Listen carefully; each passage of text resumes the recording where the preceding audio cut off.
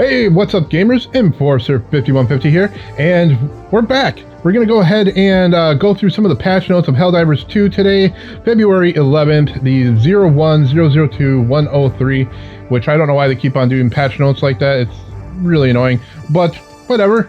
We're just going to go through this one because they are talking about the new Double-Edge Sickle and the GP-31. It's definitely interesting.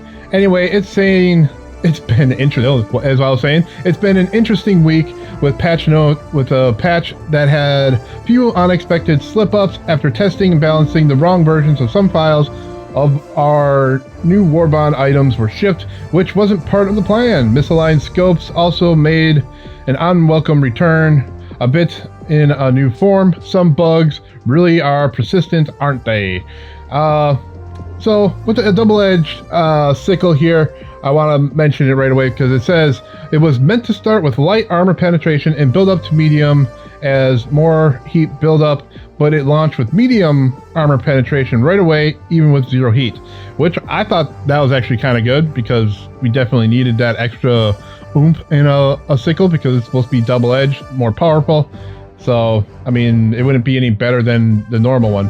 But anyway, the GP-31 also gained extra ammo from previously a bug, but now a feature. Siege-ready armor passive, and we feel that this specific combination is too strong.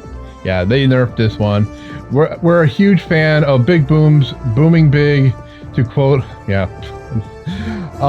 So we didn't want to make the weapon less satisfying to use.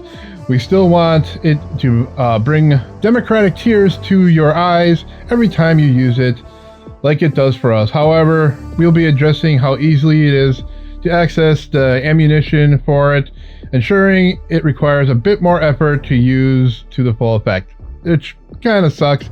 So they are nerfing. It seems like they're trying to buff the LAS-17 and bringing down the GP-31. Anyway, moving on with balancing. Primary weapons, LAS, double-edge, sickle. We've rebalanced the weapon to make the risk/reward dynamic and more impactful. The goal is to ensure it feels like a truly powerful weapon while properly balancing the self-damaging mechanism or mechanics to reflect a high-risk nature. In the current live version, we felt it lacked both the punch and the level of risk we wanted, and we didn't feel it really lived up to our intent. Now, the old version had a 0 to 25% heat. You did attack of 55 damage, and it dealt 0 to the player per second. And then on the 26 to 90% heat, it also did 55% or 55 damage, which dealt 10 damage per second to the players. And then at 91% heat, it did an attack of 55 damage, and it dealt 50 damage per second to the player with the fire status effect, which it definitely lit you up on fire. But anyway, the new version now has 0 to 25%. It will do 0 damage to you and still do 55 damage.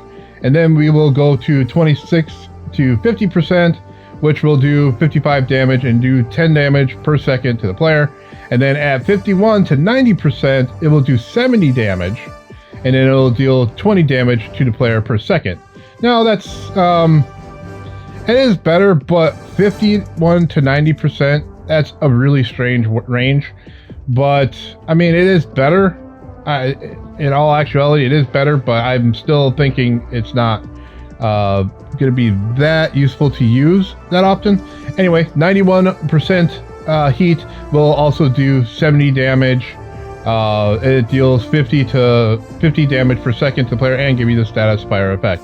I don't know. I'm really thinking that the damage that it does to you might be a bit too much. And it just, man, I was just going through all of my freaking stems when I used it at this. So I don't know. We'll see how this pans out. We'll try it, of course. And then moving on to the magazines.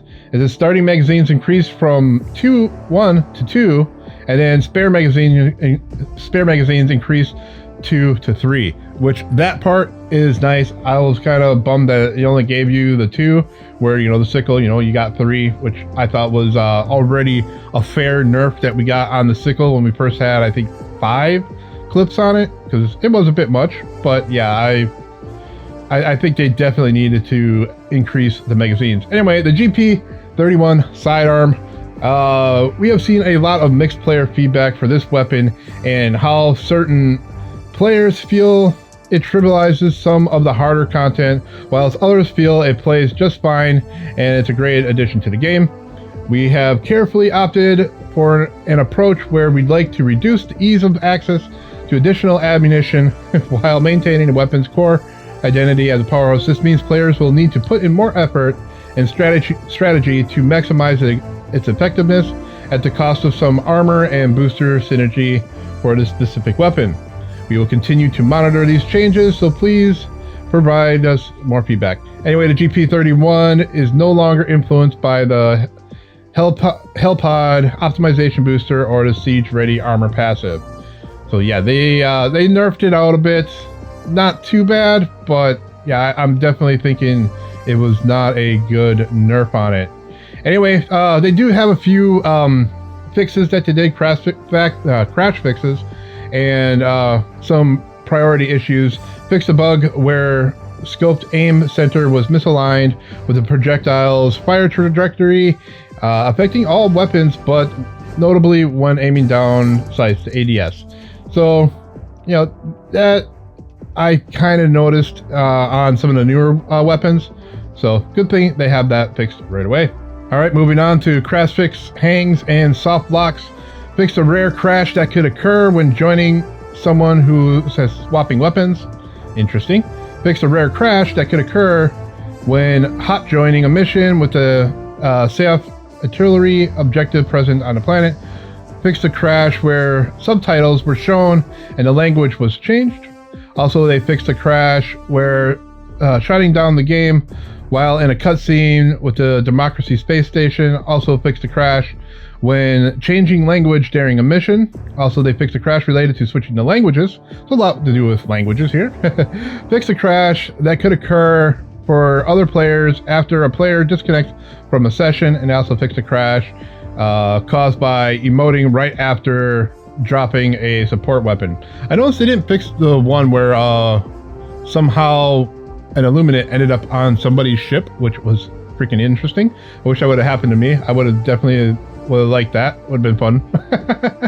All right, moving on. Weapons and stratagems. Fixed an issue where you could accidentally arm the B-100 projectile Hell Bomb backpack when entering the FRB.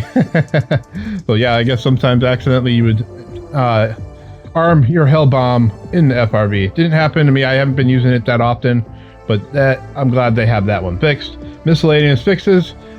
Fix an issue where the level generation where some objective terminals could become non-interactable. That actually happened to me last night. It was just really weird. It just you couldn't interact with it, and then when you did, it was like going the wrong way. Interesting, but glad to have it fixed. Fix an issue where the integrated explosive armor passive sometimes not triggering.